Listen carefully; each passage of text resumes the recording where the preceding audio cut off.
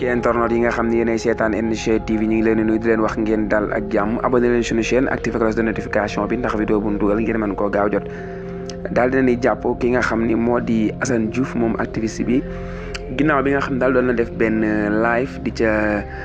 woote résistance ngir nit ñi génn taxaw jaamarloo ak ñi nga xamante ni ñoom ñoonu jiite yu mel noonu daal moo waral dig nag daal di koy fekk këram daal di koy jàpp loolu daal mooy information bi ki nga xam ni moo di Assane Diouf daal moom jamono ji ma nga ca loxoy ñi nga xamante ni ñoo di takk der yi keneen ku nekk ci loxoy takk der yi ci ay awkaam doon ko sàkkul li nga xam ni moo di liberté provisoire waaye mujj ñu ko nangul ñi nga xam ne ñoo yor àtte bi mujj nuñ ko nangul loolu ko awkaam yi doon sàkkul moo di Mor Talla Tine ñu gën koo xam ci Nit Dof moom nag ginnaaw bu mu nekkee ci jeel bi boobu ak léegi